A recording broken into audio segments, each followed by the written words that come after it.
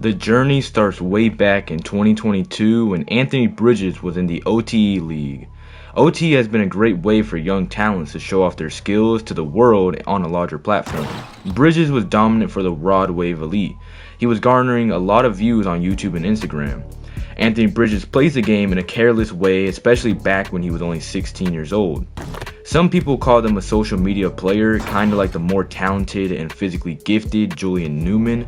Because of this, Anthony Bridges knew he had to go to the next level to prove the doubters wrong. Prove that he could ball when he was really playing for something against the world's best players at that age. Bridges would go on to commit to USC, a school that he loved to watch growing up. Once he got there, he wanted to prove everybody and himself that he could really do this basketball thing at the highest level. But he didn't start immediately. In fact, it took USC to go on an 8-game losing streak for them to finally give the 18-year-old some minutes. Bridges wasn't amazing or anything, but in the touches he was given, he showed the flashes of a star player. Anthony Bridges started to really gain traction after about 12 games. He wasn't known well on the NBA prospect scene, but for right now, that didn't matter to him. He wanted to prove that he wasn't just a dunker or social media player like so many labeled him. With his great energy and drive at proving the doubters wrong, Anthony Bridges saw his draft stock go way up all the way into the first round, where he is now looked at as one of the best scoring wings in the 2025 draft class. But we're missing someone from USC. The superstar point guard Divine Cross has been making waves in the NCAA landscape. I know Anthony Bridges seemed like the focal point of the offense, but this USC team runs through Divine Cross. He's the most important player of the team, and he may not be the best player because that's still up to debate between him and Bridges, but he's definitely the most impactful since he is the guy who gets the rest of the team going. He'll collapse the defense and hit his teammate for an open shot. Divine will get a steal and get a flashy transition dunk to hype up the crowd. He's been a superstar since his high school days and really has no doubters, unlike Anthony Bridges. This USC duo has been tearing up the NCAA scoring wise, but in general this team isn't great because they have one of the worst defenses in the entire league. Sadly, the Trojans weren't able to make the NCAA tournament, but Bridges and Cross both look like surefire first round picks. Now let's head over to the G League. Trayvon Bailey might be one of the most intriguing prospects. This guy could really be a top 5 pick or a bottom pick in the first round. The ceiling is really one of the highest in the draft class, while the floor is one of the lowest out of all projected top 10 players.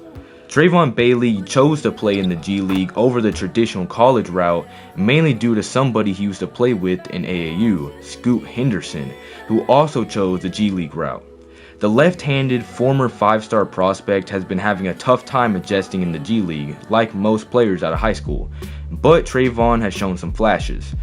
Bailey might be the best playmaker mixed with scoring in the draft. He's not the best scorer or passer in the draft, but he has a great blend of both.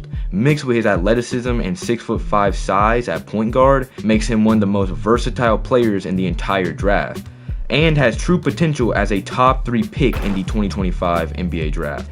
Moving over from the guards to the big men, Randall Callaway has a weird type of play style. He's a massive 250-pound, 6'8" power forward who has the potential to play center. He's also an elite mid-range shooter at his position. He's smart with the basketball and has a potential to yam on your head in the pick and roll. But if you haven't noticed, I haven't said anything about a 3-point shot or defense. Randall Callaway is a poor 3-point shooter and isn't fast enough to keep up with guards. I can see Callaway becoming a deadly paint defender, but who in the NBA needs a 6'8" paint defender who can't shoot threes?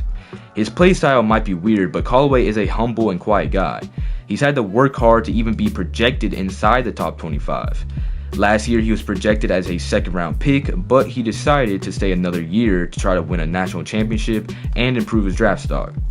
Michigan State sadly lost in the first round of the NCAA tournament, but Randall Callaway definitely improved his draft value. I think Callaway can do big things, but he needs to go to the right team that knows how to utilize his strengths and make him progress as a player. For the last player we cover, a relatively unknown giant teenager came from Melbourne, Australia. No one really knew this kid until he showed up at a Under Armour showcase event. That's where his name really got recognized by some NBA scouts. Kai James Jr. is a huge man standing at 7'2" and weighing 310 pounds. He's great at using that big size and backing you down for easy shots in the post. After the Under Armour camp, Kai James Jr. went back to play overseas ball, where he continued to play well, this time with scouts watching. After watching a lot of his tape, most scouts say Kai might be the most dominant player in the paint, up there with Dylan Owens for that title, but if we compare him to the Iowa center, Kai James is slower, can shoot slightly better, a worse rebounder, and a better defender and younger.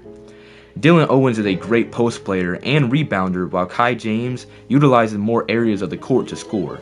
He isn't necessarily known to be great at rebounding or defense, but he can develop if he dedicates himself.